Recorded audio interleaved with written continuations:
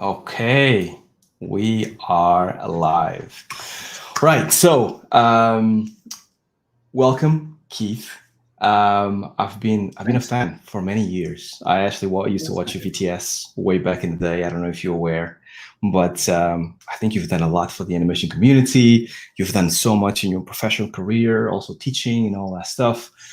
And I've been wanting to talk to you for a while. And I thanks so much for taking the time to speak to me in this format. Sure, sure. Very nice things you've said. Very kind of you. I don't know that I've done as much as you think, but I'll take it. You Thanks. have. It's good to be here. I enjoy talking with folks. It's good. Awesome, awesome. Well, for everybody watching, if you guys, as always, bring your questions, ask them as for as many times as you need, and we will answer your questions live here as we go through our conversation. Um, so, Keith, first and Mhm. foremost, how's things in life for you? I've been reading your blogs, and it looks like you actually have a really awesome life right now. Things, like anything, the internet does a pretty good job of papering over the difficulties in life because Of nobody really course. wants to get into it. Yeah. But no, things are good. Things are good. No complaints. Family as well. Around the Yeah. corner, doing some things. We had some health challenges for the past 10 years.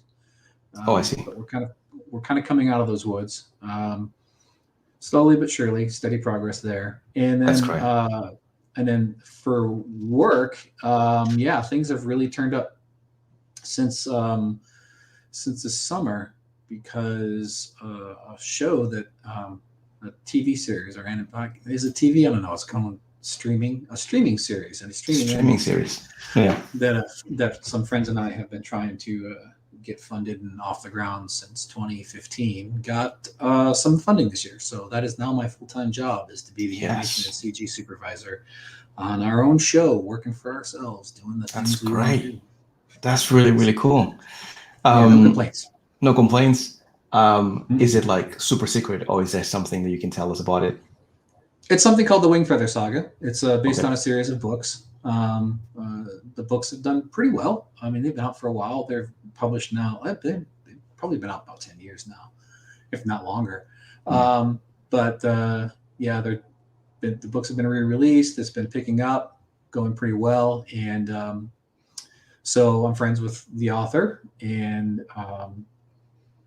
he was always wanting to kind of try and turn it into an animated series for years. And I've Yeah. worked with Andrew Peterson on other things before, on some other projects. He had written some scripts, and he's also a singer songwriter. So um, back in the day, he did some stuff for a project I was working on. And anyways, and then also Chris Wall is a producer on that, executive producer. I've known Chris for a long time. Chris and I go back to our big idea days together, and then he Hmm. was at DreamWorks for a bit.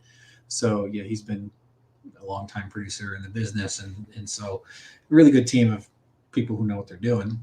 And Amazing. we've Yeah. just been kind of doing the water bottle tour and all that other jazz for Yeah. 7 years or so. I mean, we did a short film. We raised about $270,000 for a short film pilot on Kickstarter back in 2016, I think, That's 2017, great. somewhere around Serious money. there. And Yeah. yeah, so we made that, and then we've been shopping that around. That's been kind of like our calling card. The style is definitely not your usual conventional CG. It's more like painted. Yeah. Um, Oh, definitely, great. definitely not. Stylized. Yes, Right. very non-photorealistic rendering styles. Yeah. And when we were first shopping around with it, we were running into a lot of folks, executives, like, "This is really cool as a short film, but do you think audiences are gonna really want to put up with this kind of look, this style?" Because back then everybody's just like, if it doesn't look like Pixar, then nobody's gonna want to Of watch it. course. Yeah. And then this little film called Spider-Verse came out and blew everybody's brains away. And then they're all like, "Well, maybe different styles can work." I'm like, "I've been Exactly. telling you, they Yeah. can work if the stories are good and the characters are good. People will put up with anything." Hmm. Um, so, anyways, yeah. So, Wingfeather Saga is what it's called. You can check out our short film, which was made, uh, like I said, in 2017. We made that for so little money. I mean, it sounds like a lot of money, but 15-minute production from scratch. It's quite a lot. Yeah. Yeah, yeah. It doesn't. That money doesn't go very far Exactly. when you gotta make a 15-minute production with all these characters and stuff. But yeah, Completely. it's Oh, that's definitely great. it's been fun. Yeah, Yeah, and yeah, so now exactly. we're just starting up a studio. Awesome, awesome. This is really cool to hear. Much power to you guys, because it sounds like Yeah, you thanks. guys go way back and have lots of experience. So Hmm. looking forward to seeing what's comes out of that. Um, Yeah, like we'll definitely circle back to this again, but I'd like to sure, sure. hear, yeah, I'd like to hear from your experience from way back in the day, Keith. Like your passion for animation, what made you actually get started? It was something that I've always been curious about because I feel like Mm, before YouTube, before everybody was doing the thing that we are doing right now about like talking mhm. about animation with passion in you were doing in VTS and you were doing it. You were pretty much the only one doing it at that point, right? And Yeah, and it yeah. was really refreshing to see. It was really refreshing to see. So where does the passion come from? Where like how did it all started? Gosh, I don't know where the passion came from, and I've always liked cartoons as a kid growing up. I Yeah. mean, and it was just always kind of fun. But growing up where I did in Western New York, it's basically an old steel town that was dying out. So it was a Rust Belt town. Nobody ever Mm. thinks like literally nobody thinks, oh, human beings make movies. Like if you ask people and say, are astronauts human beings? They'd say, well, I guess so. Yeah, sure. Yeah. Does anybody? Do you think anybody can become an astronaut? And be like, no, Yeah, nobody can. exactly. Like Yeah. same thing, right? It's like, do human beings make movies? Well, I guess logically, yeah, but nobody makes movies, right? So Yeah, it's just like exactly. it's not even on your imagination radar. Yeah. Um, so just doing art and stuff like that where I could, but I was really just kind of working factory jobs and delivering pizzas and doing landscape with no real skills. Mhm. Um, College didn't really grok with me. I just couldn't put up with. I don't know. I guess I could see through the veneer of BS that it was, and I was like, yeah, I don't need this.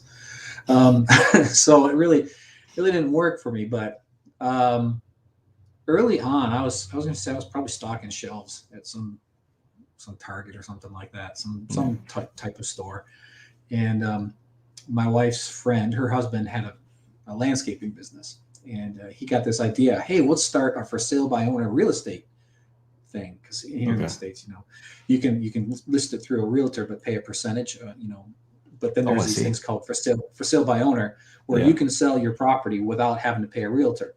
Right. But there's the whole entire thing is the entire system's built to prop up realtors and their Yeah. commissions.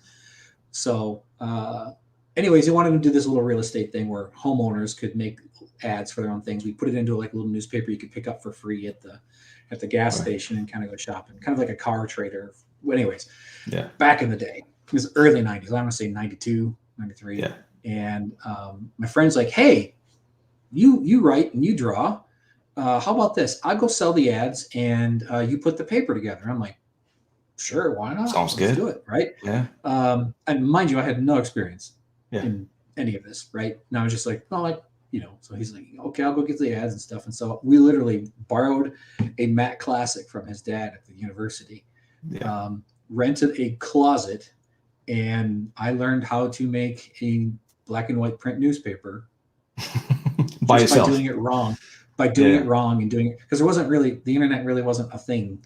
Of course. Yeah. Yeah. Yeah. So you just kind of get in there and go read a manual, read a book, Yeah. fart around and see what you get. That's And it. I made so many mistakes, but I started off in print. Yeah. Yeah. 6 months later, about 7 months later, I'd say I got much better at making a paper than he did at selling ads.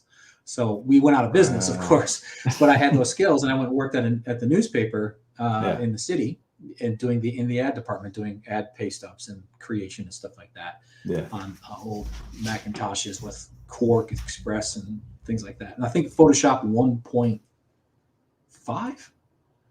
We either had 1.0 or 1.5. Anyways, Adobe was just really getting old. started. Yeah. So, anyways, there was a guy there who had just graduated from college and came in and showed me this tiny, tiny little postage stamp render of like of an Egyptian Tutankhamun kind of gold decorative Mhm. head thing, and it blew my mind. I'm like, that's what I want to do. I want to do that Yeah. because it was How do you do like the that? only. Yeah, how do you do that? So I Yeah. just I went to went to the store, bought my own Mac, bought my own software, bought Strata, Studio Pro, Infinity, a copy of Photoshop, uh, took out a big loan, I can and just imagine went a and bought all this computer stuff. Yeah, back yeah, then yeah, was yeah, expensive, 100%. Yeah. yeah. Everything was. Yeah, everything was. Software was. Everything was, and just Mm. started doing stuff, and had some friends who had some manufacturing businesses, and so I just started off doing ads for them for their trade magazines, All right. because they're like, "Hey, we want to do ads. You do ads, right?" And I'm like, "Yeah, sure, I do ads," Yeah. but never done like the whole offset CMYK printing thing before. So back in the day, again, there's no resources for this stuff. So back in the day, and then they may still have it. I haven't done print in ages. Yeah. They had what was called service bureaus in town, a place where you go and take your digital files, and they make the print plates, and they send those off to the publisher, and the publisher then, this is back before they did Oh, digital I printing. see. Yeah. Yeah, they used to actually have to make photo negatives of each of the 4 colors Right. because they would put that Interesting. onto the thing. Yeah, It does. It they does put make that onto sense, the right? thing. Yeah. Yeah, and to do color back then, they would just do these 4 color overlays, and that's how you get all your colors. But Of you have to course. make Yeah. film negatives of each of the color separations. So, anyways, you got to get your files right and everything. And we're talking like SideQuest discs, 44 megabyte SideQuest discs that are the size of a small book. And you take those in there, and it was a pretty obscure industry in the sense that there wasn't any resources for it. Maybe there was a school for it, but I wasn't going to go to it. Yeah. And I just made mistake after mistake. And there were 4 service bureaus in town. And doing this while I'm making ads for people and doing stuff, I got to the point where 3 of them said, "Please don't ever come back here with your work ever again. We will refuse to have you as a client," because I was just making mistake after mistake. But I knew I was making mistakes. So I was just Of like, course. "It's fine. Right. This is my school." Yeah. So I would go in there, and you have to be really, really, you have to be willing to be humbled. And I was also, there was one, I mean, most of them were fairly kind, but like we really, it's just Some of them. to work with. Yeah, I can But imagine. some of them were less than kind. But I finally found a service bureau that was willing to be patient with me, and I'd already made a lot of the bigger mistakes. So the little stuff I worked out, and I got to the point where I could do it. So, anyways, so that's how I got started in CG. I was the only person doing that I know of at the time who was doing CG print ads. Most everything else was airbrushed or illustrated. Maybe back then somebody was just starting out in Illustrator. I don't even know if Adobe owned Illustrator back then. I can't remember who owned it. I know Adobe bought it, but yeah. Anyways, I got started in print, kind of stumbled into CG, and then when I saw, I can't remember which movie it was. Was it Toy Story 95? By then I was already doing modeling and texturing, lighting, doing all that stuff. I hadn't really seen animation. Yeah. And then I saw Toy Story, and I thought, oh, you can tell stories. I've always been a storyteller. So all of a sudden you just connected. Everything just connected at that point, right? I'm like, right. Yeah. That's what I'm going to do. I already know how to model. I know how to light. I know how to texture. I know how to do all the stuff to make the characters show up. That's it. But like making them move and alive, that's what I care about. So that's kind of where the spark was lit. And then I just started shifting over into doing that as much as possible. And I said, okay, made a deal with my wife. She had just graduated school. She was working as a professional. And during this time, I was kind of working odd jobs and doing things and taking care of our kid. At that time, we had 2 little kids. And so I was kind of like Mr. Mom, doing stuff at home, doing odd jobs and doing some CG stuff on the side as, freelance print work. Yeah. And then she said, well, it's your turn to go to school. We put her through school. Now it's my turn to go to school. And I'm like, you know what? I don't know. I think I just want to do this.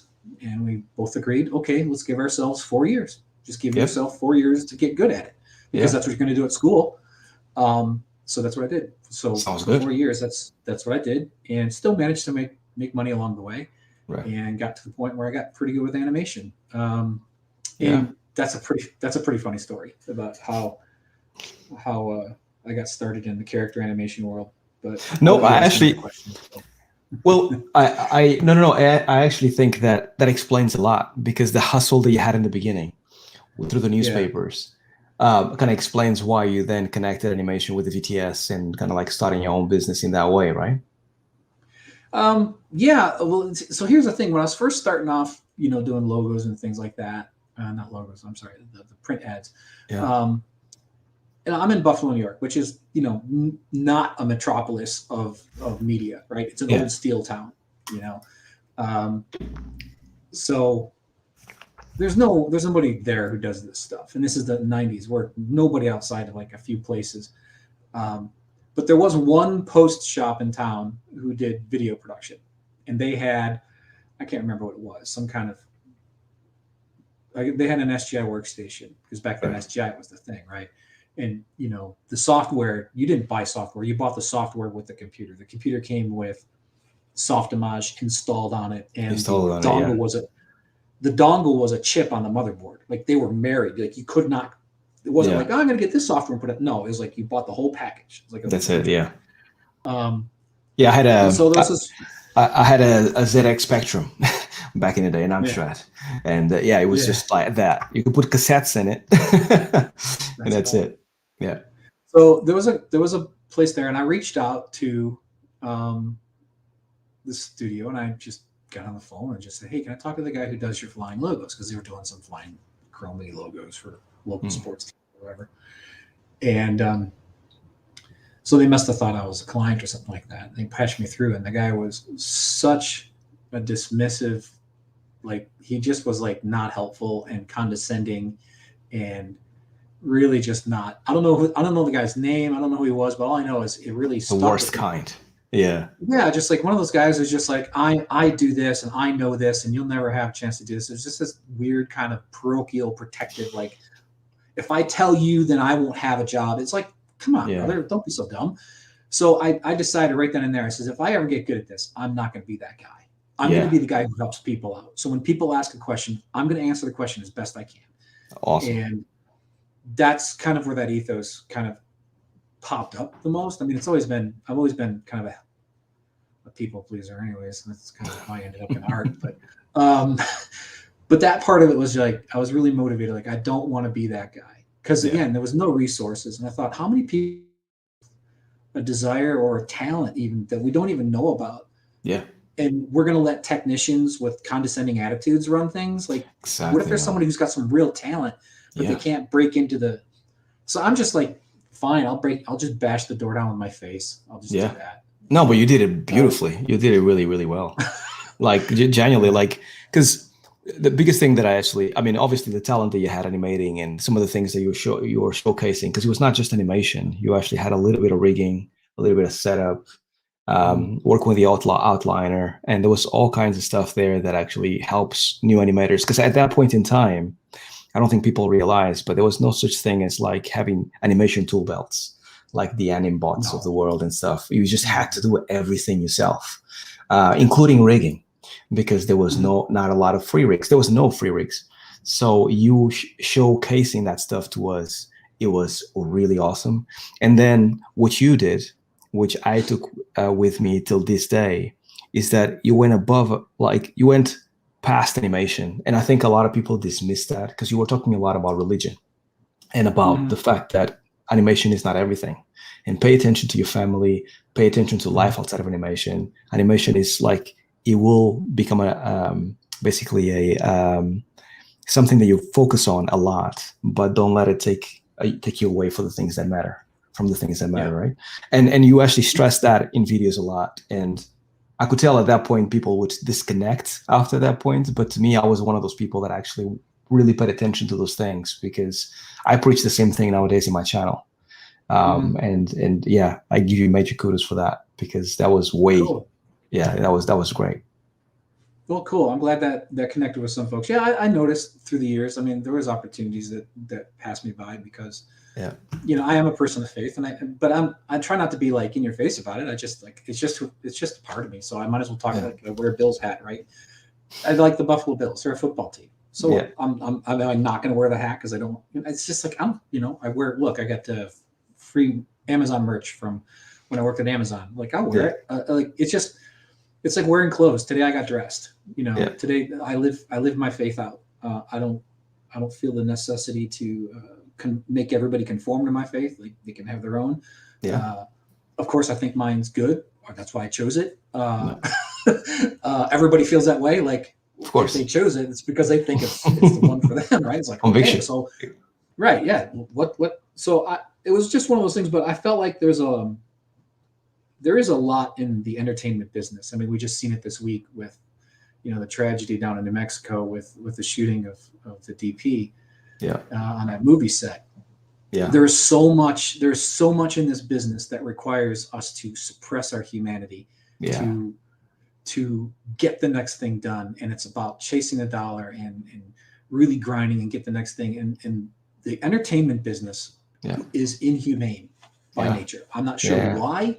It could be the egos involved, could be the money involved, could be a toxic mix of both, but it's a kind of business that will gladly chew you up and spit you out and not 100%. even think about it. Not even think about it. So if those folks, like if the producers and the first assistant directors, and if all those people who are just grind, they look at you as you're a consumable, like toilet paper, right? Yeah. Their lives are that's it. You're a consumable, and when you're done, there's another person just like you who will do the job the next time, and they don't really care.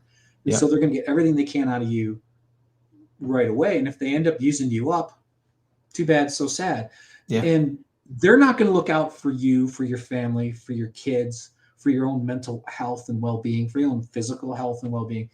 So, and there's a lot in the animation business, especially at the time, and maybe still is, but back then it was really this notion of like animation's everything, and there's like this wonder of like everything is animation. Animation is everything, and you got to really be dedicated to it. Like, you have to be willing to work, and the work does take self-discipline and dedication. But the idea that you're elevating animation to this transcendental, almost holy experience to be a part of is just setting up so many people for abuse and disillusionment. And I felt like nobody else is even talking about the other side of this. So why don't I just say it? Because I'm unfortunately opinionated enough to actually have opinions, bold enough and cocky enough to say them.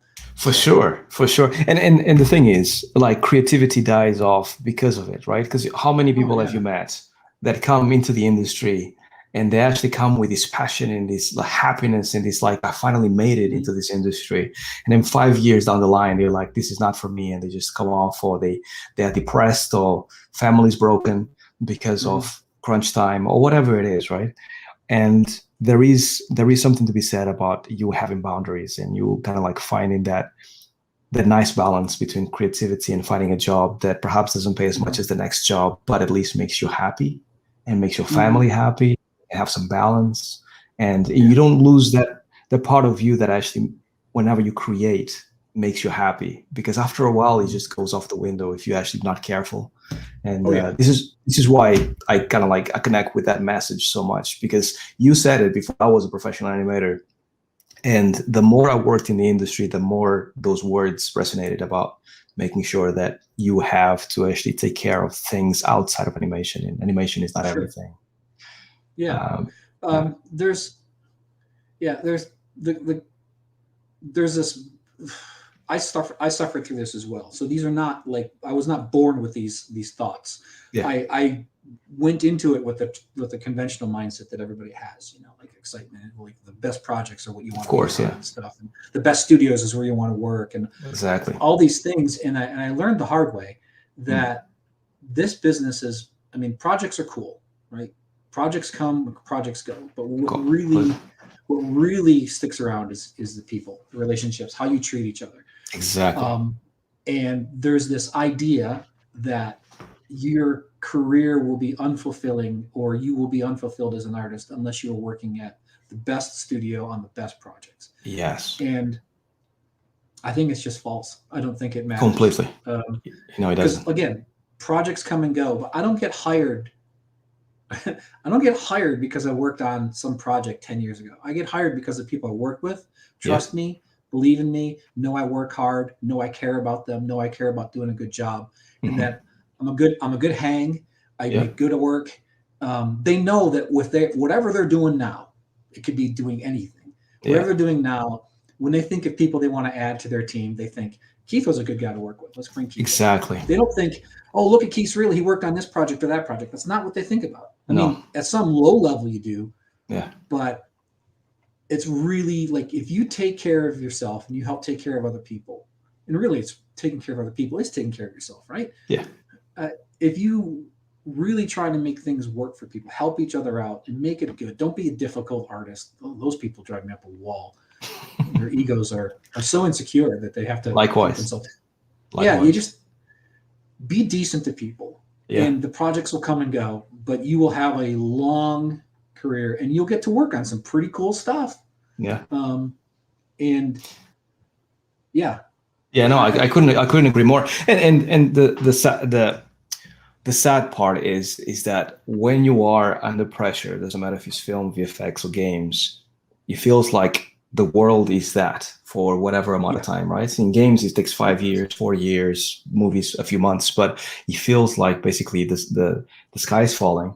And therefore, it's under that pressure that some people actually showcase their true personality, right? So like if you are a bad person and if you actually like to actually mistreat other people and you think that's the way you get work done, that's how you're going to do it. But if you're a genuine person, you actually want to help out others and all that stuff, then you do that instead. And as you mentioned, and this is exactly what I go on in my videos as well, is that after that all is said and done, the only thing you remember is not the project itself, is the people of the project and the good times or bad times that you had, right? Sure. And you can have somebody that is like much more talented than you are, but if you are a nicer person, most likely people like you and I will be like, actually hire the nicer person instead of the douche that actually, you know what I mean? And yeah, it's like, and the longer you go into into this industry, the more you realize that being a nice person is what takes you far. Like, it's just the doors close if you actually behave badly with others and mistreat others. And the industry is so small as well, right? It is. Everyone knows each other now when it's huge now compared to back then. Oh yeah, for sure. Back then, everybody knew everybody. Yeah, exactly. And there was, I think at one time I counted, I can't remember when it was, maybe 2003, 2004. I was just kind of saying, how many character animators are there working in feature film in the world right now? And I determined that it was like maybe 700 people. Yeah, that's the size of a company now. That's you stop and think about this. And I think I wrote a blog on this to a degree. Like, there are more players in the National Basketball Association at the time. There were more NBA players, professional top-end basketball players, than there were top-end character animators in the world. And they say it's difficult. It's difficult to get into the NBA. So what does that say about animation? Yeah, at the time, it just meant that, if you're in this group, even if you're not working on Pixar stuff, you're still in pretty rare territory, friend. Exactly. You're still doing things that most normal folks don't get to do. Completely. And so have some, don't beat yourself up because I'm working on some direct-to-video thing. No, man, animation is tough. Bringing something alive and making it feel like it's real is tough. Exactly. But, no you matter have to do it with decency, right? That's at the end of the day, that's what you have to do. Be a regular human. Treat others well. Yeah. And that's why I wrote the blog and did the tutorials and all that stuff. I mean, I was doing before I did the VTS, which actually I did have people pay for, right? It was I think $15 a month or something like that. Yeah. I was answering people's questions and writing tutorials and contributing to books and doing real feedbacks and just visiting students in schools and just doing all this stuff for free. And it was fine because I was just like, I want to be helpful. But my wife said, you're limited to where you are at the moment. So what if you did something that anybody can access whenever? And you just charge a nominal fee for people to access it. Yeah. So that way you can kind of support. And, it actually worked. It took off. It took off, yeah. Yeah. Because, you take a look at going to a school like at the time, Ringling was a school I was doing a lot of visiting with. And you take a look at a school like Ringling or Cal Arts. I mean, you're talking about at the time $120,000 to get a degree. And at That's a lot of money. Yeah. And you may or may not have a career at the end of it, right? most likely won't. Exactly. The reality of schooling is such that, I mean, that's a long topic, but it's such that, only, I actually did the numbers on this. It's been a long time since I've thought about it, but no matter what school it was, whether it was a great school or one that people didn't think much of, whether it was online or not online, typically you're going to find the top 5% of students are immediately employable after their program. Right. And then you'll have about 20% total who are employable within a year. And then if not, eventually you might get a third where people want to stick with it long enough, in 2 years, maybe a third of them are employable. That means 2/3 of them will never work in the business. And it's a lot of debt for you to actually pay off over time. That's a lot of money to have an art degree, but a lot of times it came down to the motivation of the students. A lot of students, when I go to these schools, a lot of times they're there just because their parents sent them there. So the degree didn't mean anything to them. It meant a lot to mom and dad. For sure. Yeah, exactly. Exactly. Yeah. But ours is a line of work where degree doesn't mean anything to anybody everywhere. Yeah. Yeah, it's difficult. Even nowadays, like I still get comments in my videos about like my parents don't want me to become an animator because they don't think it's a real profession, or they don't think it pays enough money. Yeah, it pays good money. But if it's a reality nowadays that animation is so prevalent everywhere, then I can only imagine how it must have been early 2000s, late 90s. Nobody really, because now everybody sort of understands, right? Because it's just such a part of the woven fabric of our media landscape. But back then, it was just like, it really was kind of a, say again, what are you doing? What is this animation thing? Yeah. Yeah, what is this? Are you is that going to work for you? Are you going to get a real job, like in an office or something? Like, no, trust me, I work. I work a lot. That's it. And it's in an office, not so much more these days. Yeah. But no, but it's good. It's good to actually kind of like see you like paving the path. I'm just going to share here with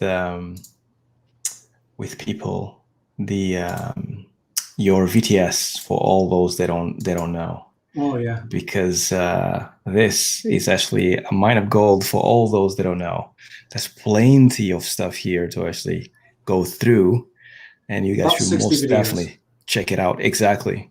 And I actually was consuming this stuff like there was no tomorrow back in the day. And it was really cool to actually see you going through it. And in all honesty, like looking back, like tech-wise, I'm kind of amazed that you managed to actually kind of like make this so seamless with the camera on the side and like sharing your screen and all that stuff, because it was not tech that was as widely available as it is nowadays. For, smear drawings on limited. No, it really wasn't. It was it wasn't like the Stone Age, but it's not like there's it's not bendy controls. I can turn. Yeah, exactly. Yeah, I mean, like that's the deformation controls. I can turn those on. It's really cool. Like, and you had so many tips about like not only animation but also the rigging side and how to actually deal with scenes and like facial animation.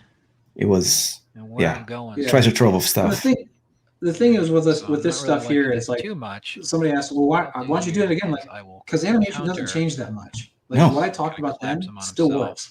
So I look younger there, but the information hasn't really fundamentally changed a whole lot since then. And if anybody said make new videos, I'd be like, I'll just keep saying what I said then. Maybe because I'm too Hi there. limited. Welcome to VTS 33 for November 2007. I'm your host, Keith. This stuff was great, really man. Cool, funky music. Like genuinely, this brings back memories in a big way. Cool, funky music. I just don't have it's really cool to see, because here's what you don't know, Keith, from me back then, is that I actually, like, at that point in time, I was struggling so much. I was like 23-year-old Harvey in London, like working about 3 different jobs and with a very slim chance to make it into animation. And I was spending every single waking hour of my time animating that it was not work, right? So it was from about 9 p.m. to about 4 a.m. to then wake up at 7 and go to work again next day. And I had two people, right, that actually helped me through that journey and made me believe that I could one day be an animator. And that was Jason Ryan, because he had some newsletters. I don't know if you remember. He had some newsletters Jason's that he used to send. Right. Jason is a great guy. So I used to read his newsletters and go through it and all that stuff. And then it was you with your VTS, right? And because yours was in video form, I used to listen to them. And then you had like some that you used to be specific to demonstrate some stuff, either rigging or animation, and then there was some other ones that it was just you against the wall talking about life in animation and how you should deal with certain things. And all of that stuff was like soul food for me, because for me it was just going through the struggle, also trying to animate, and you saying, you know, animation is not everything, but work hard for to be an animator, and there's a career here for you and stuff. Really meant a lot, right? So between you two, I think ultimately this is why I started the YouTube channel, because I kind of felt that after I actually got given not only my career but earned money and working cool stuff, it's up to me to then pass the baton to other people like you guys did.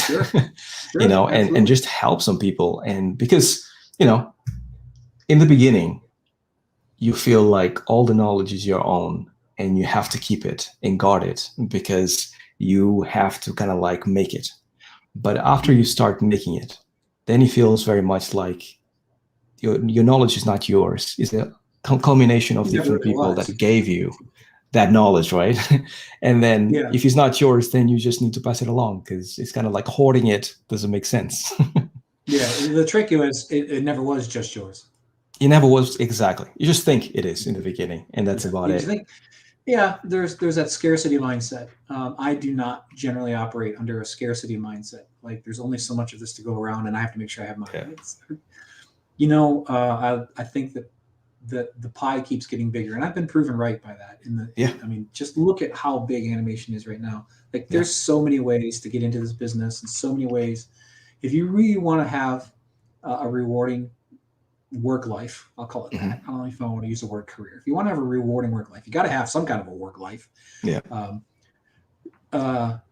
you want to have a rewarding work life that you like, that you can be creative in, you can be a part of a team, because animation is very much a teamwork game. It's not tennis. This is football or rugby. It's not tennis. You're not out there by yourself. You're one of many people moving the thing in the right direction with everybody else, and so teamwork requires teamwork. Hey, well, how about that? But if you want to be a part of that, you want to feel like I'm with a group of people and we're doing something cool, we're doing something fun, rewarding. I feel like I get to contribute to something. This is a good line of work to get into. But you do have to be careful, because there are sharks swimming in these waters. So just know where your safe spots are to get out of the water when you see one.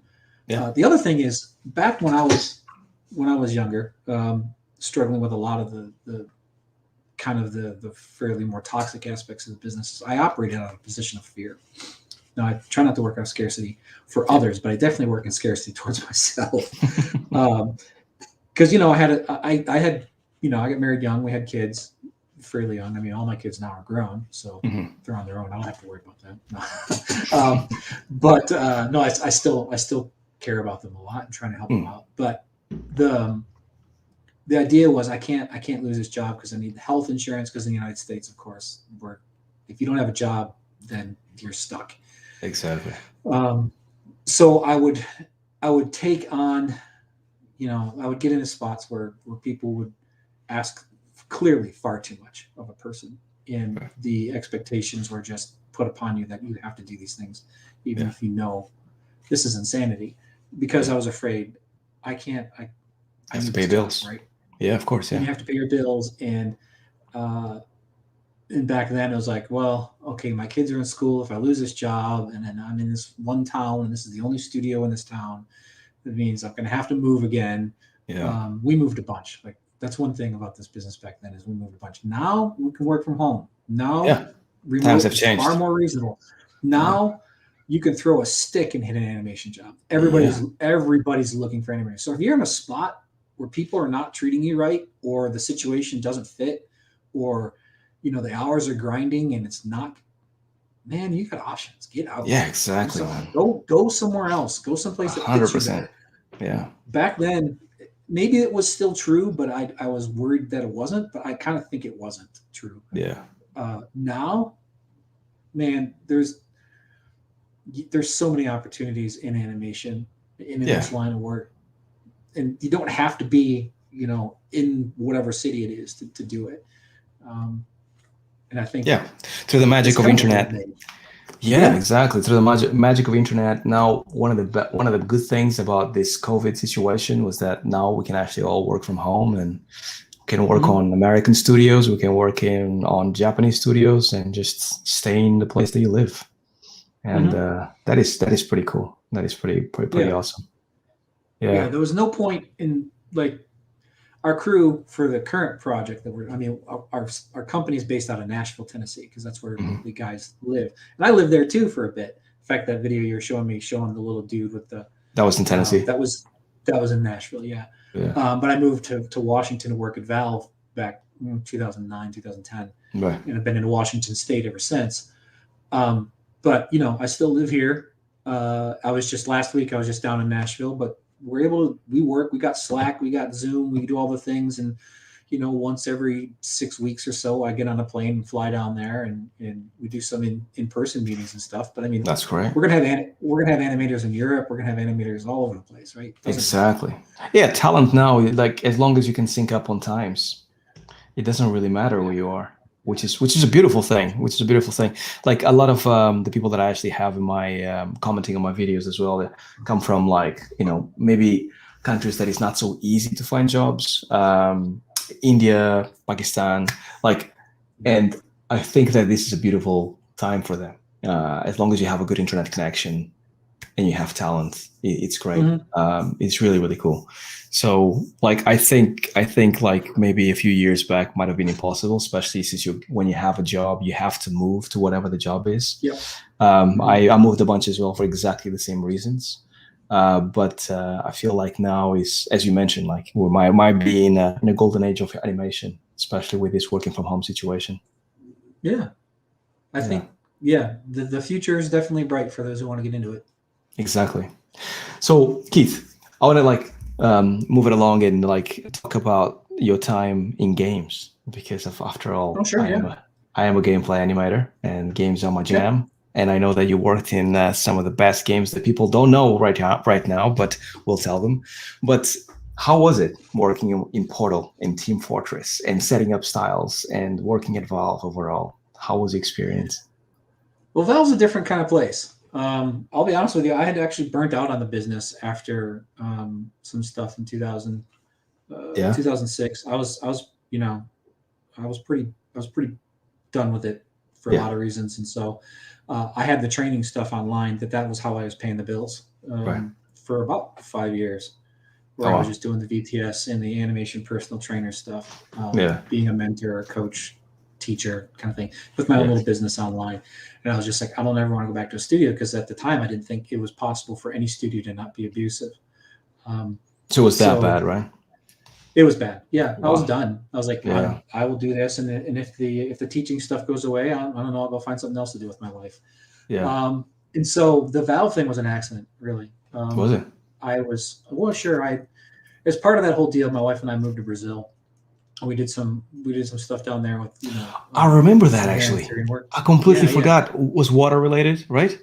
Yeah. We were making, my wife's a nurse, so we made a couple of little medical clinics, and then we were hooked up with a boat. It's like a 65-foot floating medical boat that the author John Grisham donated the money to get built. And he donated it to I think the Baptist Commission of a state in Brazil. Mato Grosso do Sul was the name of the state, but it wasn't going anywhere. It wasn't being used because they didn't have the money to make it work.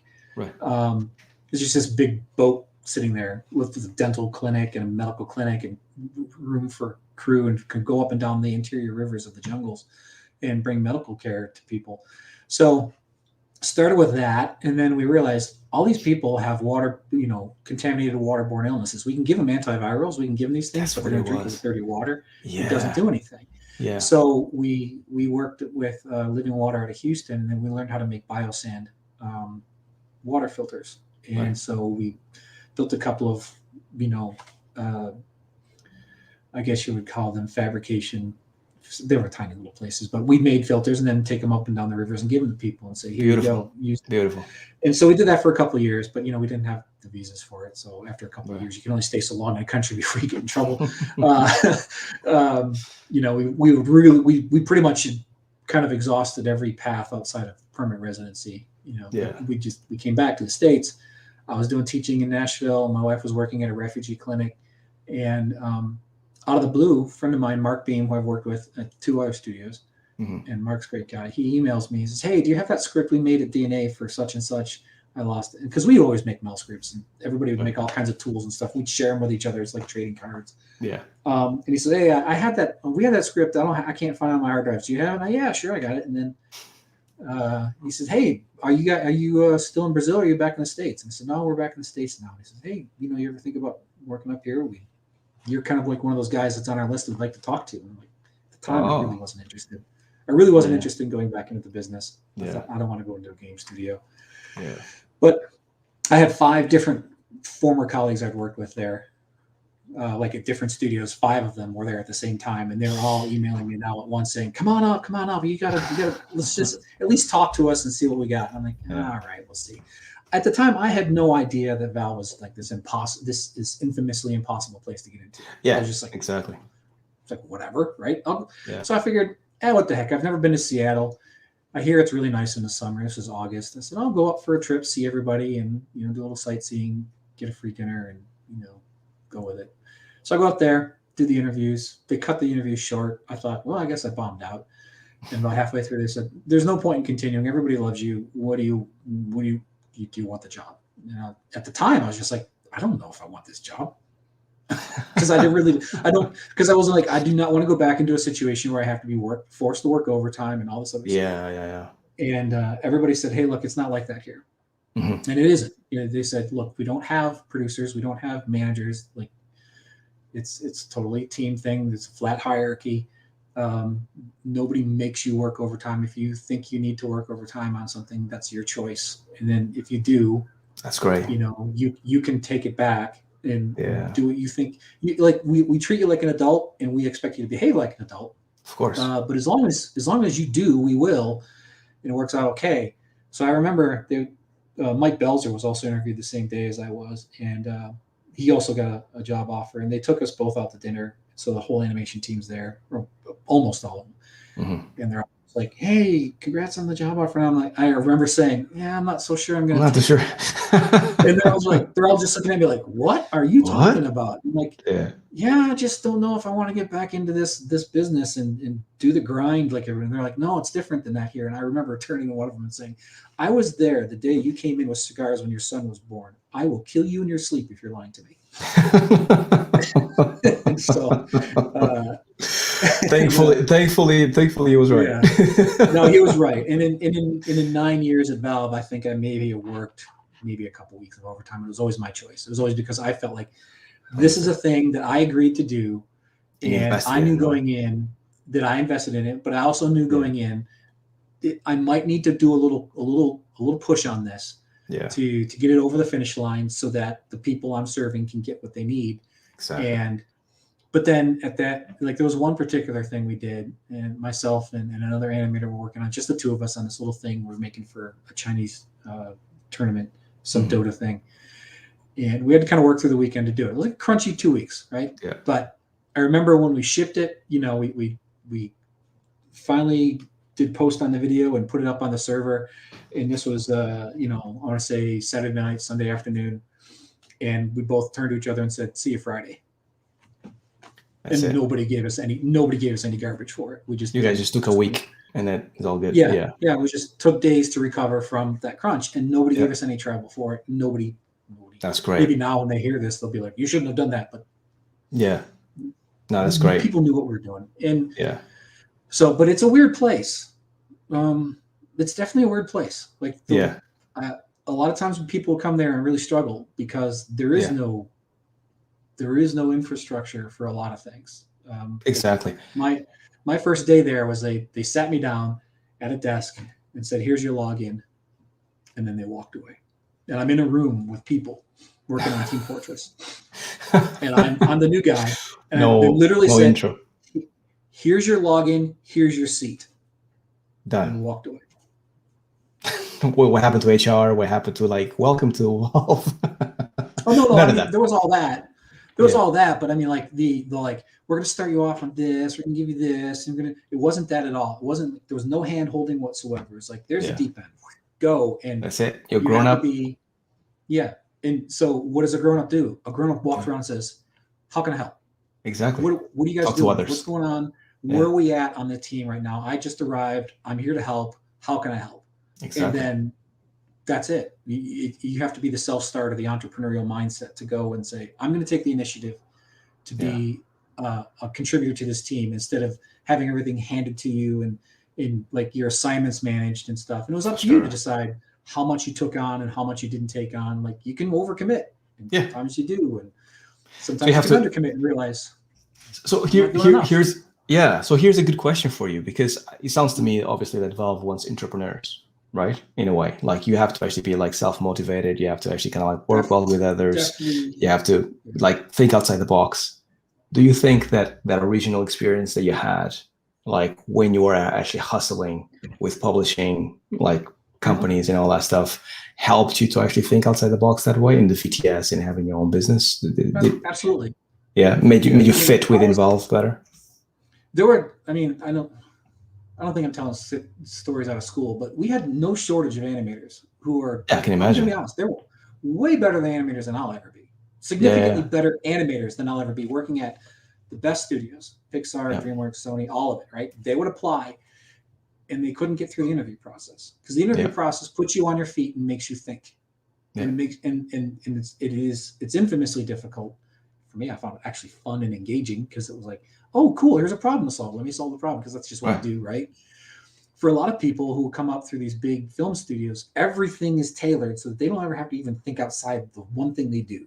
Exactly. Right? Like I sit at my desk, somebody comes by and gives me my assignment. They tell me how long it is, what's in the assignment, what needs to be accomplished, and when it's due. And if there's any problems, I just raise my hand and somebody comes and takes it away and gives me another one. Yeah. And so I don't have to solve problems. I just do my thing. So it's very much like a factory. Like I worked in factories before I got into animation. I'd be on the line, and if my machine broke, I raised my hand. A technician would come over and they put me on the machine. I don't know what happened. I don't know why it broke. I don't know how they fixed it. All I know is they're like, "Oh, this is a problem. You go do your thing somewhere else. We'll fix the problem." And I was like, "This is." Some people are wired that way. Like that's how they work. They work best. And I'm not saying it's bad. I'm just saying. No, it's exactly. It's so much how as they business work. comes from. So much as business is built like a factory because of the amount of money involved and the division of labor, and it's a lot of work. Yeah. So when you show up at a place and there is no factory whatsoever, it's literally like bushcrafting in a pixel environment. You have to go out and figure out how to make things work. Yeah. And get solutions. So that was the really engaging part, because the thing I really like doing is problem solving. And to me, problem solving. The best animation that I've done is when I've had to solve a particular performance problem. Mm-hmm. So that was the thing, is like we get dropped into something like, you get dropped into something like Portal 2, and you're like one of 2 or 3 animators on the project, and they're like, we have a co-op mode. What is that? The developers are off doing their thing, like programmers, the developers, the game designers, the level designers, the map designers. They got their own problems they're solving. You solve the animation over problems. Over here, it's like 2 or 3 of us. We're sitting in the corner going, well, let's solve it. So we did. And the engine was not very friendly back then. I mean, we have to compile things with QC scripts, which were, quick compile scripts. Quick compile scripts, source. You just basically writing out your IK chains in text. That's it. Yeah. It's not the easiest engine for sure. No, you're writing your IK chains and your constraints and your bone weight maps and all this stuff in text code. And then you run it through. You drag and drop it onto a compiler, and then maybe you have a character, maybe you don't. If you didn't, where did you forget the comma? Right. So it was that kind of way of working, but that's fine. but yeah, it's an interesting place, and I still have a soft spot for it. I just got to a point where I was just like, I want to try something different. So I just That's great. So that's why you actually eventually decided to leave, just because you wanted to try something different. Yeah. I mean, 9 years. That's the longest I've ever held a job. It's a long time. It's a long time. Yeah. Exactly. In this business, it's a lifetime. It's a lifetime. So yeah. I had gone through, animating on games, and then I'd done some R&D for a bit, and then Aaron Halifax and I we did the mocap studio where we installed the Vicon system, but we didn't have any text to run it, so right. we built it up to be a single user system. Aaron worked on the Blade side, I worked on the Maya side, so that if you could come in and read instructions and follow and play Simon Says on a video on a wall, like you could jump on a suit. You could run it totally solo. Right. Totally. Okay. Solo. Makes sense. That's cool. Because we wanted our animators to just use it whenever without having to most places up until then had a motion caption department who had a technician who was in charge. We didn't do any of that. We built it for ourselves. Exactly. So I did that for a bit. Worked on another game project that never shipped. It was a mobile thing we were trying to do. Did that for about a year. It was kind of fun, but the gameplay just kind of stalled out, didn't go anywhere. So that kind of frizzled out, and took a sabbatical for a bit. A lot of health problems with the family kind of required me to kind of take some time away. So I took about 8 months off. Makes sense, man. Yeah. And then when I came back, I went over to the video film crew. I was like, this is something new. This is something different. So I wasn't even animating. Oh, I see.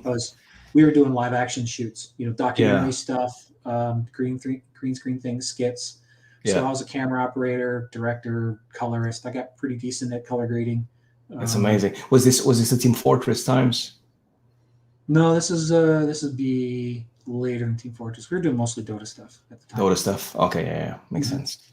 Yeah, Yeah. but Dota is huge for Valve, right? Nowadays. It's humongous. If you go on YouTube and look for the documentary series called True Sight. I worked on a number of those. Those are basically documenting the big Dota International. Oh, I've seen that. Isn't that on Netflix? Yeah. Yes, I've seen that. That's actually really well put together. Yeah, so that was our little Really crew of awesome. people doing that. It's amazing. Yeah, I enjoyed it. Yeah, enjoyed so it a lot. those were it was neat because at the time I was also doing on my person projects, I was doing live action stuff as well, trying to make short films, and just because again, I was like, okay, I've done animation. I feel pretty good. Like I know what I'm doing in animation. And I mean, I know there's this thing like you can never find the end of animation. It's an ocean without a bottom. And I'm like, it kind of has a bottom. I'm just going to tell you. I mean, I know it's not popular to say, but it has a bottom. And I was like, somebody gives me a shot and they're like, there was nothing that frightened me, right? Somebody gives you a shot and I can look at every shot and go, okay, yeah, I can do that. And then you do it, and after a while, it feels like you're just making widgets at a factory again. And my entire life has been trying to get out of the factory because I worked in a factory when I was 22, 12 hours a night, pressing the same 3 buttons in the same order, producing 600 of the things in my shift. And so animation had become almost rote factory work for me because I was like, I know that's like, this is like against the religion of animation to say this, but to a degree. No. It makes sense. No, it kind of makes sense. I don't know if it was, at least I heard at least a couple of like super known animators saying this, and I think one of them was Brad Bird, and he said something like every animator has a director in him. They just don't know it yet in the beginning. And I think that's a natural progression that most animators go through to actually kind of like then want to not only create their own stuff, but then like produce and direct maybe their own stuff, right? So I think it's a natural evolution, and I think you're already there, right? Because instead of just doing shots. Yeah, exactly, from the very beginning. The way I started. The reason why I started animation was so I could tell stories. So you could tell stories, yeah. I got to the point where I realized I could animate everything, and I could maybe make one, maybe 2 more short films animated before I die. Yep. Working life, work, the spare time. It's just such a slow process. Yeah. And I thought, and then there was also like there was a lack of a collaborative energy to it, especially on short films when you're doing it for yourself. You're locked up in your room, you're kind of working away like a mad scientist, and you emerge with this thing. And I've tried in the past to integrate other people into it, but usually people's lives it's not their idea. So it's like, I can't help you out. Or they sign up for it, but then things happen, they kind of drop off.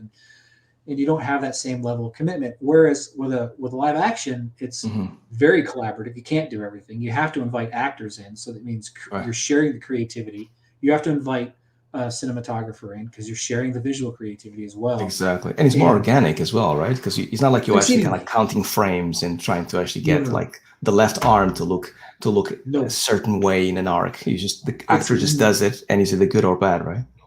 Yeah, it has the performance has nothing to do with technicality. Yeah, exactly. It's all about believability, which is like the core. It's like the real golden essence at the center of what animation is. Like, exactly. you can work on arcs, and there's been this, I called it at the time detailitis, because we've been so, as animators, we've been so pushed into a corner of creative contribution that the only place we can contribute is in motion technology. It's the detail. Yeah, exactly. Yeah, and so we're in this tiny little corners where we finesse over how a character blinks. I remember going to a class or like a workshop, and somebody was, from the big studios. I know who it was, but I won't get into it. And they were kind of showing this breakdown. They talked for 20 minutes doing a slow motion breakdown on how a person blinks, like how the eyelid behaves and so. And I'm sitting there going like, I would drink bleach right now if I could. None of this doesn't mean anything. It doesn't mean anything to a performance. And it's just like, but that's where so many animators live, is in the details of like the tiniest little things. Yeah, they lose that, like the bigger picture, right? Like the actual meaning of why the animation exists and all that stuff, which is actually interesting, because I feel like what like Pixar does so well, or this, like back in the day, and Disney way back in the day, is like looking at the detail, but at the same time looking at the big picture, right? And I think Walt Disney was very good at it, and like Brad Birds of the world and all that stuff.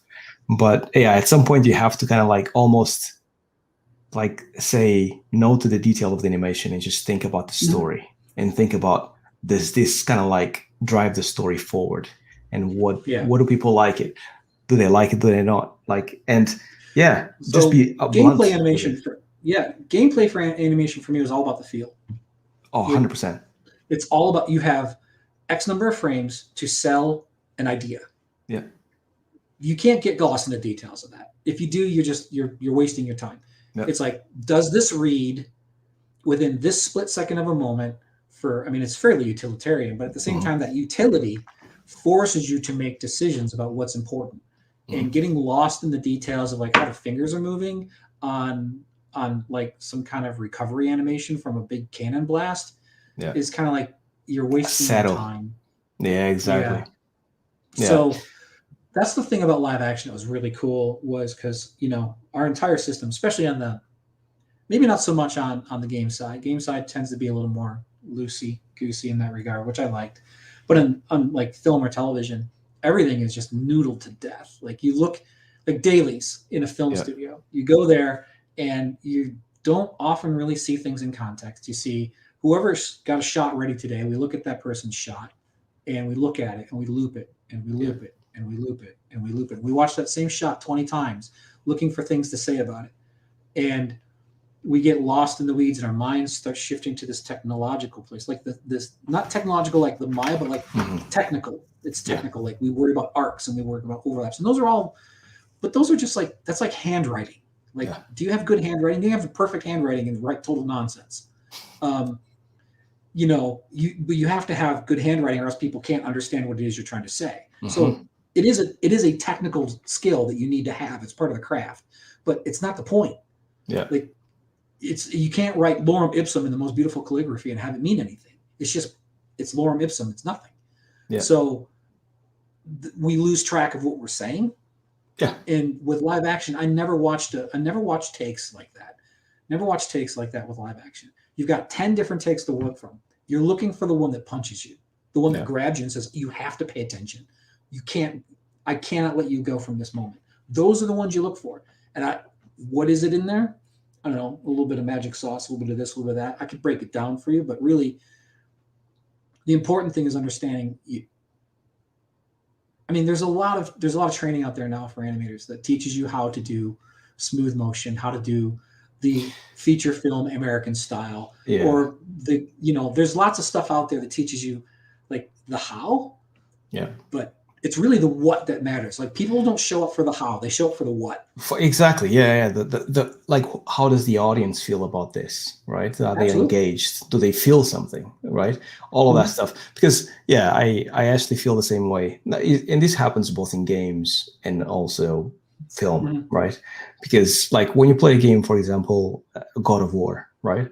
Like you're playing it because it feels good to play it, but also the story is engaging to actually take you through 20 hours plus of gameplay. And 20 hours is a long time to keep somebody engaged, right? So like you need kind of both in order to actually get a person to go through it all and finish it from start to finish and all that stuff. Film is kind of the same, but I think in animation, as you said, rightfully, I think we get so caught up with the details of it all that we forget about the audience sometimes. We'll forget about like how people feel about this instead of just like, oh, look at this art, this is great. So I get it. Yeah, I like that about games, is the immediacy of it.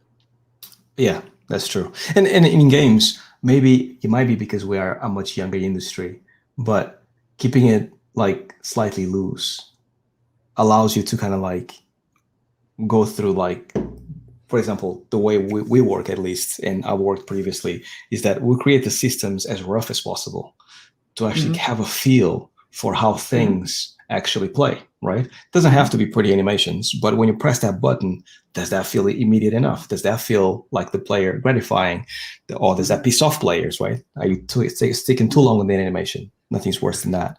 So once we actually go through that process, then we actually go into the animation because we have the lengths, we have how long things take and all that stuff, how much you can settle, all of these things. And then you actually go and polish. And I feel like that's a much better way of working than just starting off by making mocap or hanky animation that looks amazing. Yeah, so there's a lot of stuff that I see where, you know, they say do a, and this was funny, when we worked on developing Source 2 at at Valve, and so Ken Birdwell was there at the time, and he was the guy who pretty much wrote the animation system on Source 1, and so we're coming over there, and he was kind of in charge of doing it for Source 2, and so myself and another animator were working on the R&D team, trying to figure out what do we want this engine to be like, and he said, and I remember him having a pretty low opinion of animators, but rightfully so to a certain degree, because he came in, he says, you know, every time he says, you know, if you guys actually give me something I can work with, that's great, I'll be happy. But most of the time when I ask somebody to do R&D animation for a new game engine that we're building for an animation system, they go out and they animate these beautiful action sequences that have, you know, that are hand keyed from A to Z. Where the character jumps over this thing and slides over that, and he says, "That's cool, ass, but I can't make that in the game." But I can make. He's like, coders go ballistic on all that stuff. Yeah, yeah. 100%. If you can actually give me something that we can use, great. So, you know, Matt and myself, we just sit there and we realize, okay, so the rules are, we, for ourselves as well, we're not making any. We don't make anything from scratch all the way to the beginning. We made pieces of things, and how could the pieces of things fit together in a way, like really game animation is made or lost in the transition between one programmatic choice versus another. Yeah. A procedural choice here versus an input choice there. The switch between two deterministic outcomes, how do you blend between them in a way that doesn't bump everybody off the ride? Yeah. That's really, and it's a different kind of problem solving. Again, there I am with problem solving again. It's not about arcs or any of that. It's more like it is to a degree about arcs, but it's about how do we get, like, instead of a linear progression, like a shot for film is like you start here and then take the next step and the next one. Yeah, the next one, linear pipeline. Yeah. Game animation is you start with a single choice and any number of other ones can come into or out of it. It's like a spoke on a wheel, or a hub, and all these other things have all to kinds of branches. And it has to hook into everything else. And how you do that hookup is like, it's a really fun problem to solve. It's great. It's great. Yeah. But it does require a certain type of person. That's for sure. It does. And also you get to see the game broken for a long period of time. Sometimes it feels, you know, like the immediacy of actually having a film, like even if the shot is not rendered, at least the animation looks beautiful, and therefore can only be better right? Yeah. But in games, your animation is broken for like sometimes years. And then in the end, Most you of the actually time. have to, you get time at the end to polish things if you have time, right? So it's different. These are very different. You kind of have to squint your eyes a little bit and imagine how it would be in the end. But it also has a different goal set, right? Yeah, for sure. Because games are, I like to think of them as a proxy for acquisition and achievement, right? So they're activities. Going to a movie is not an activity. Going to a movie is an experience, but it's not an activity. Games are an activity, which means you have to think about everything through the hands and the eyes of the person who's partaking in the activity. Oh, for sure. Everything that makes them feel like they're having a good activity, meaning they're achieving their goals of proxies for acquisition or achievement, right? You either get more gold or go to a higher level or build up your XP. They're proxies for human endeavors, right? Yeah. It's how, I mean, I don't want to put too weird a point on it, but I mean, it's how the teenager after school maybe just wastes time. But there's also a thing there where he's learning how to work. He's learning how to want a thing, and having to work hard. Should have had some more. Yeah, but that's what you mean. Because it's not the problem. Exactly. You're not vegetating, just observing what's going on. You are actually like taking part in the experience and making choices. And based on your choices, it's where you get the outcome. But this is why, and once again, I go on about this in my videos, but this is why I think like games are much more special than film in the end. Sure. And this is just my opinion, obviously, but I do think that if you play a game like Zelda or a story that is really well told in a game, by the time you get to the end of that arc, doesn't matter if it's 20 hours or 60 hours, right? You feel so empathetic with the characters and you feel so connected because you made those choices to get to that point, and you spend the time and you spend the money because there's also more. It makes you feel like is a experience that actually stays with you for much longer than a good movie does, right? I mean, how many times do you go to the cinema and then just like you pay the ticket and you leave the cinema and you don't remember the movie by the time you get home, right? Yeah. But games, there's something more special. I don't know. It's just intangible, but they stick with you much longer than film does. They do on a personal level. The one thing about games, I mean, like each particular approach has its own pluses and minuses, or advantages and drawbacks, if you want to put it that way. The advantage of being playing a game is it is a very personal experience, and these are your choices and you've gotten there. So you've made that connection on a very personal level. However, it's not very community, because I can't sit there and talk over the water cooler about this cool thing I did in a game because nobody was there to see it. Whereas I can say, like this past week, we can talk about the shared experience of all watching the film, No Country for Old Men, and talk about the Anton Chigurh scene where he flips the coin with the gas station attendant, because it's the same for everybody. And because we all shared in that same communal moment, even though we may have, I watched it this week, you watched last week, we all came out of it with the same experience. We can all have kind of like a communal conversation about that experience. Whereas with a game, not so much, unless you were at a big tournament, like one of the Dota Internationals where they did the play and this thing, and like if you were there and everybody saw it, but even then, it's like you didn't choose to make that happen. Somebody else did, and you observed it as a community moment, and it can become a moment, a thing. So there's pluses and minuses. It really is. Yeah, exactly. I do. I feel like games are going more towards that way with all the streaming and playing online and all that stuff as well. Hopefully, yeah. Because like if you play online with friends, like I don't play very much online with friends, but I wish I would play more. But I don't have any friends, so I don't do that. Perfect. You can play with us. But every single time I do it, there is something special about, like, I don't know, being in Battlefield, for example, and like trying to kind of like team up and have strategy, and you go left and I go right, and then we meet in the middle and all that stuff. Fun. That is a lot of fun together, because you're doing it together. So you get a little bit of what you just mentioned, right? Because you just go through it together, and then next day you go to work, and then you just talk about it. You're like, oh man, like that play that you did. So it's kind of similar, but obviously it's not as big as just like sitting in a couch with friends and just like experience something passively together. It isn't. Yeah. Yeah.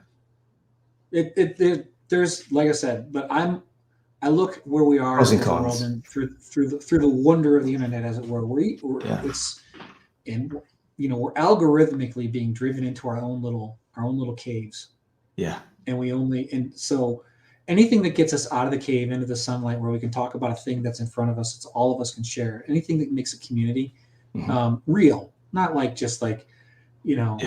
I'm surrounded by people that I agree with, and my timeline only feeds me information, confirmation bias. I am the lord of my timeline.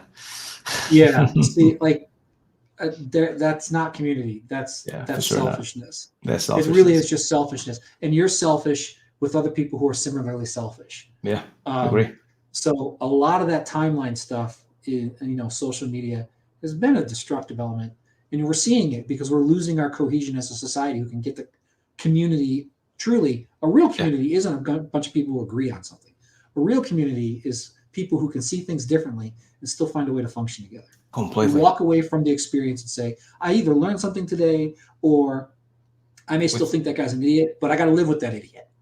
Yeah, with positives and negatives, right? Exactly. Like sometimes we actually fight a little bit, sometimes we disagree a little bit, but either way, we still get together because because we have to either work together, or we're friends or family or whatever it is.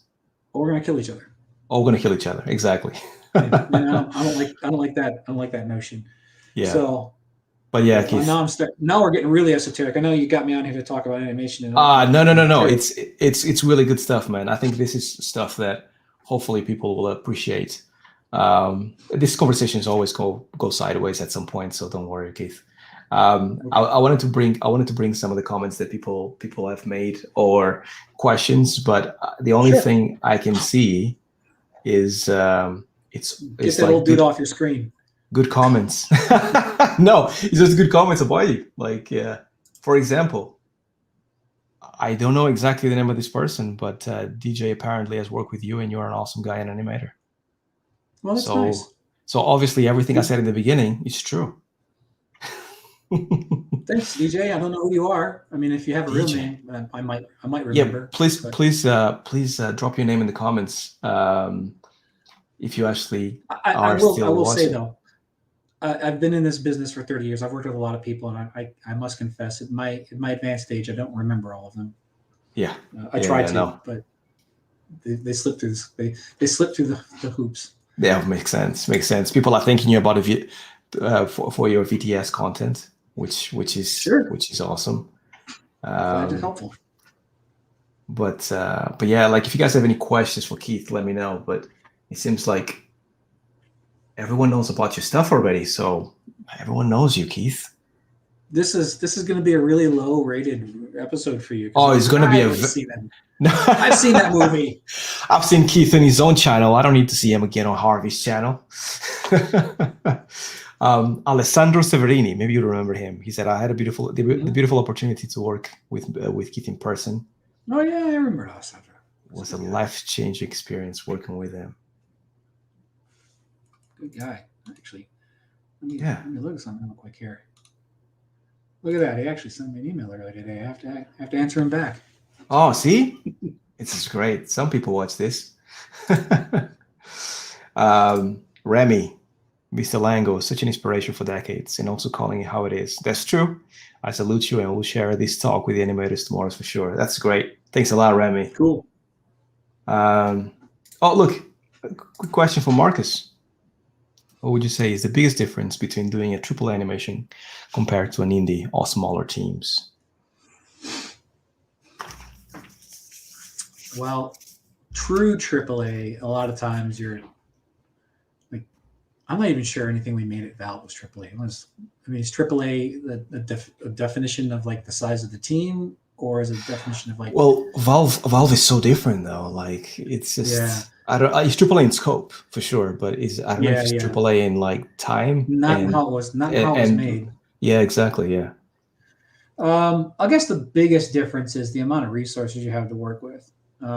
Meaning like you can kind of take a little bit more time in AAA to kind of sort out, or you have more people to help you sort out the problems. So if you get into a situation where it's over your head, there's always somebody there who knows way more about that than you do, and it can help solve it.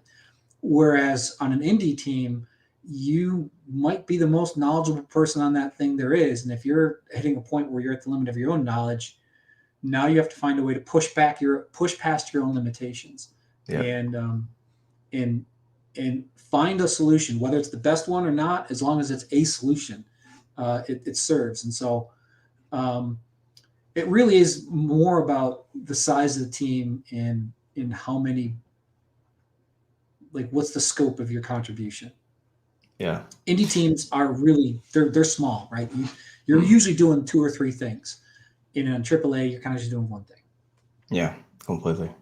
No, if I may add, I think that like working in AAA, you also feel very much like you are there specifically to do one thing, like Keith mentioned. Mm-hmm.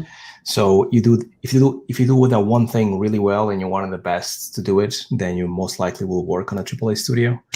But as an indie, you have to kind of like think a bit more like what we talked about before, where you need to kind of think outside the box and come up with solutions that like people don't have, and pipelines they don't work. Like things are a bit rough and ready, but you need to make it work in the end. However, I feel like the experience of releasing an indie project is much more fulfilling than releasing a AAA project, because of all the hard work that you have to do in order to actually get that stuff shipped in the end. Yeah, and your essential contribution to the whole is generally going to be larger, and so it will feel more yours. It will not feel so much as something I worked on as something I made. Those are two different feelings. Yeah. Something I'm working on is like, yeah, that was cool, I worked on that. And then, no, that's something I made. There's a piece of my soul in that. Yeah, and it's mine. And it's mine, and I'm sharing it with you. Yeah. One's a paycheck, the other one's kind of something a little bit more. Completely agree. Couldn't agree more. Well, Keith, I've actually kind of like took an hour and 20 minutes of your time already, which is quite a lot. And apologies. Normally it goes for an hour, but it's been a lot of fun talking to you. Okay. And I feel like we could have gone forever. Yeah, I that's the thing. I'm sorry. I'm a bit of a yapper. No need to apologize. I'm the same. This is why it took so long. Long-winded, but I could literally. This has been enjoyable. I didn't even notice it's been an hour and a half. It has been super fun. I would love to carry on the conversation any other way. Like it's fun just sitting around just talking about stuff. I could do this for hours and hours and hours. Exactly. Well, hopefully we get to do it in the future. If you're actually to actually join me in the future, that would be amazing. Sure. I have a few ideas, and it would be awesome to actually have you here again. Your knowledge is highly appreciated, Keith, and thanks a lot for sharing your experience. And keep on working on your stuff. I'm looking forward to seeing what you come up with. Yeah, me too. Hopefully it doesn't stink. I doubt it. Yeah, but no, thanks for having me. This has been a blast. I enjoy it. And I'm glad I could, for your viewers and listeners and stuff. If I got something that helped you out, awesome. And if I didn't, well, it was cheap. So you got what you paid for. Exactly. It was for free. That's great, Keith. Well, thank you very much. And guys, to everybody watching, thank you very much for watching. Thanks for the comments. Thanks for the love. And see you guys in the next one. See y'all.